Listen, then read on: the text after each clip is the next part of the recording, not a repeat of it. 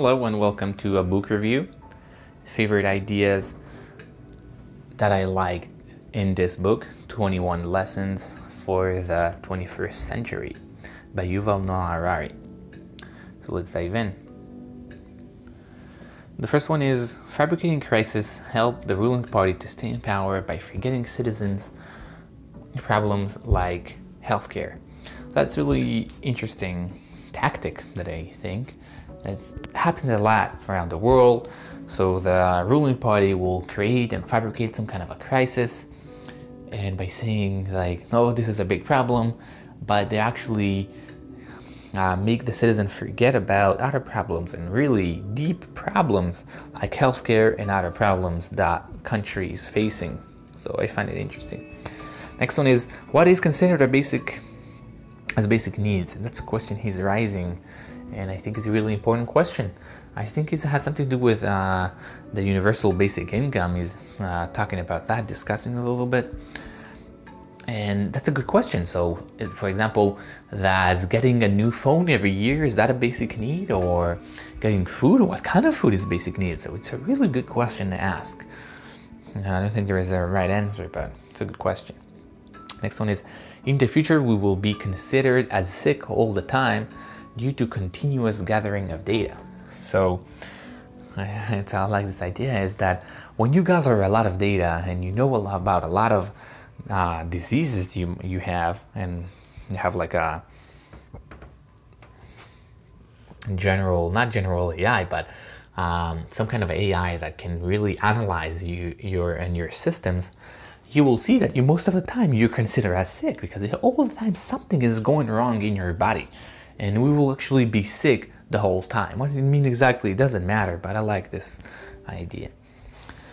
Next one is, will you buy the egotistic car or the other one? It's talking about self-driving cars, and there's a good question there, is because eventually will be two kind of cars, the egotistic one or more of an altruistic one, and the question is, which one will you buy? Or in terms of like there is this philosophical problems of, if there is a kid and you're driving, there is one kid and 5 people, so which one will you? Or actually no, I think it's a better, right? The egotistic car is actually, if the car can save you or save the person, which one the car should save? That's the egotistic. So the egotistic one will save you, the altruistic one will save the other pedestrian, for example. So which one?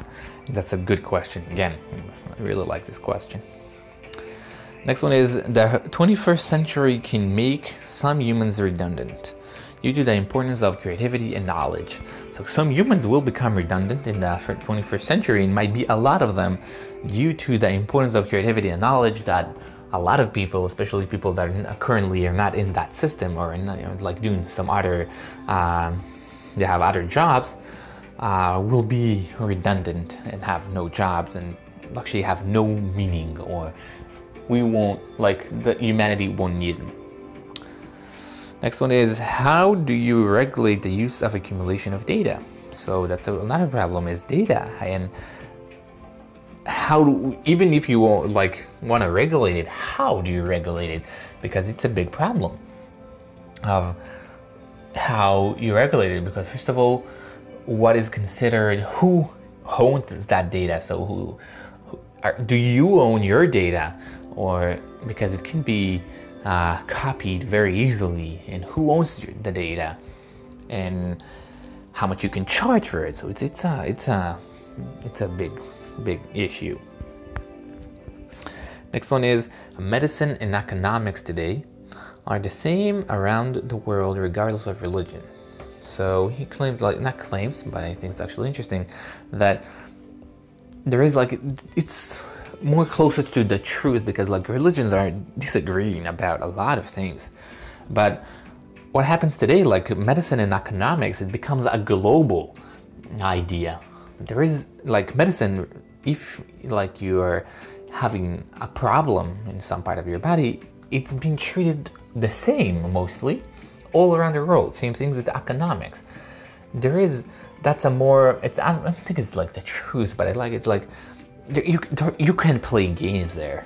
Religion, no, you can see this, you can see that. But the medicine and economics, they both work. They both work, and it's the same all around the world.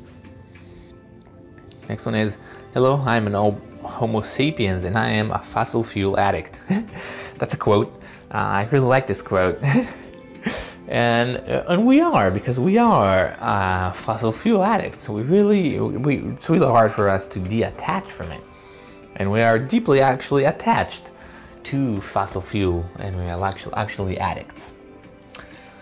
Next one is, people moved from being racist with a proof of genes to be racist with a culture proof. So it used to be that people are, when they were racist and you would ask them why, they would like, because my genes are superior and the other people's genes are inferior. But what happens now is that being rebucked. So science found out that there is no difference. That's bullshit. Now they moved for culture, because there is cultural differences between different cultures. And they claim that that's the differences now, and that's the base. They based their racism on cultural differences now. Next one is, today war is totally useless because material goods are no longer valuable as much as information and knowledge. So that's one of the reasons we have less wars right now, because it used to be all wars are usually about territory and material goods.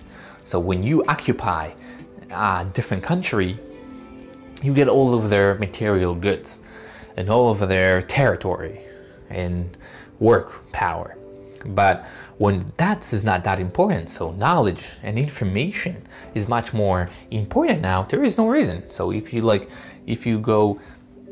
occupy a different country, you don't get anything.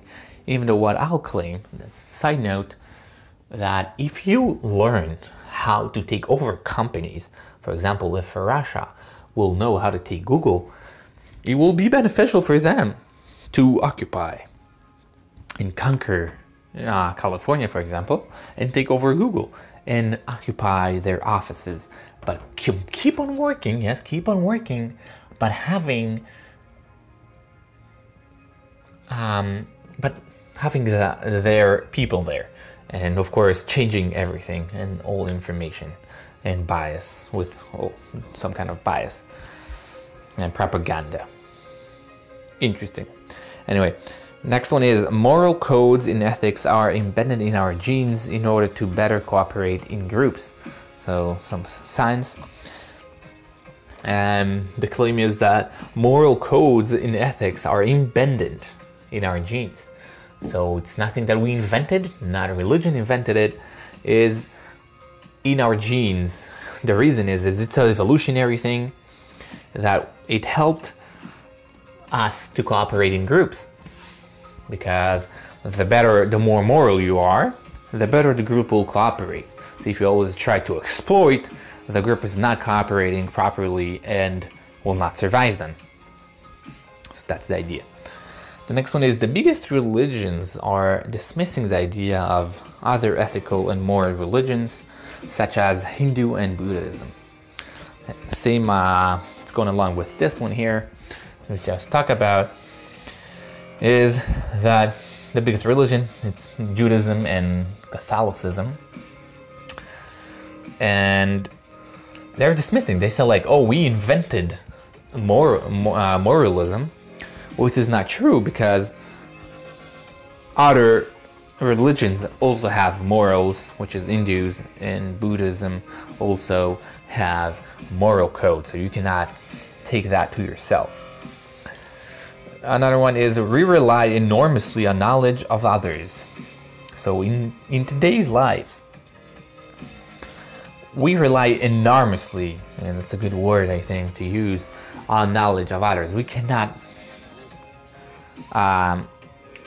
do things in our lives without other people's knowledge, and it will be more make more sense with this one here. In the modern world, we have no idea where our foods, money, etc. come from. Everything becomes too complicated for us to understand its origin or purpose.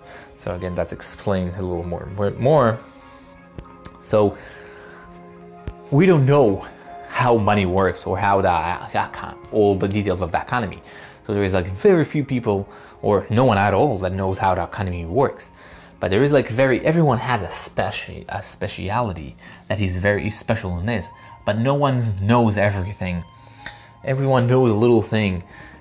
There is too much information to know.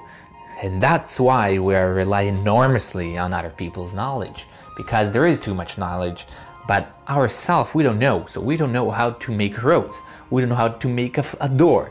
We don't know how to make a lot of things. We know very little knowledge. We have very little knowledge about most of what we're doing, which is unlike what it used to be in the past, that you used to know almost everything that you were encountering and interacting with in your life.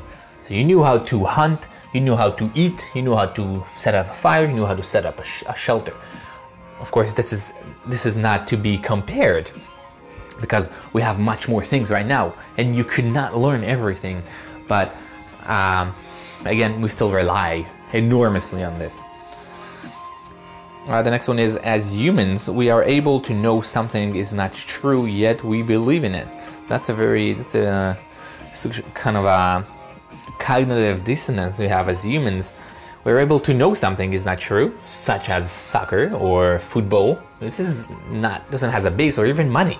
It doesn't mean anything. This paper doesn't exactly mean anything, yet we believe in it. So we're doing very well with having some kind of a cognitive dissonance. Next one is, today's world, what should we teach our children? It's not so obvious as it used to be in the past. And now there is that question it's a very good question again. Yes, good question in this book. Of what should we teach our children? They used to know in the past. You had to know this amount of physics, this amount of biology, math, and all of that. But in today's life, what is the most necessary information to teach someone or a kid? I don't think there is a right answer for that, because it's a hard question. What do you need to know? Next one is, we should teach our children the 4 C's: collaboration, all right, critical thinking, creativity, and communication. That's a theory by some kind of demagogues that he's mostly, I don't know, endorse much, but he thinks like it might be a good idea. That those are the basics, because we don't know what they need and what kind of information kids need to know. That might be the fundamental ideas that everyone needs to know, and that's collaboration, critical thinking, creativity, and communication. That's a very, again, fundamental traits that everyone should have, and from there you can build a lot on these, but those are, again, very fundamental. Next one is, know yourself better than algorithms will know you. And that's what he recommends basically in this book, because the algorithms will know a lot about you with time, know more and more and more.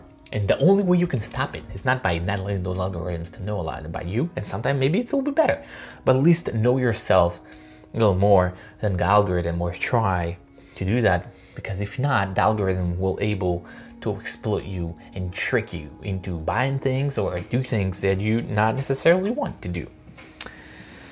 Next one is, rituals are the way humans to make stories real. So rituals, you're always like, what's the idea of ritual? So ritual is making a story more real. It's deeper into the circuit, deep into the circuit, and by that, a lot of religions use this. It will make more sense if we'll continue a little forward here. For the next one is, suffering for the story makes the story even more real. So suffering, it's a ritual again. Many religions do that as well. Is suffering for that story, and that makes it more real. You suffered for it, and that makes it real. Or you're so we'll go back to the previous one. You're you're participating in some kind of a ritual that makes it real. Oh, it's real. It's happening right now. And that makes it more real. Next one is, as humans, we believe in multiple stories at once, just like having multiple gods. We believe in money, and we can believe in religion. So one story is not enough. We need to believe in a few stories, and we can do that with no problem. Again, like for example, believe in money, and believe in religion, and you can believe in a few more stories. And we are believing in a few stories at once. Kind of interesting. And we have the last one here is telling people that life has no meaning creates meaning for that person. So that's another thing that I found interesting, because sometimes I say that to people, but it turns out that as the person that says that, you get some kind of meaning from it. Telling people there is no meaning, so you are carrying that message. So you have meaning because you're telling people there is no meaning. I found it interesting and a little bit ironic. Alright, that's it for this. In general, I really like this book. I probably give it a 5-star. Straight to the point, no bullshit there at all. Straight to the point. Very good points. Maybe I had like a 1 or 2 episodes that I wasn't a big fan of. But in general, amazing book. And I definitely recommend all of his book, actually. All of his Yuval Noah Harari's book. He has 2 more books, Homo Deus and Sapiens. Both are very highly recommended. I think they were even better than this one. So if comparing to this one, the previous ones were better. I think so. All right, thank you.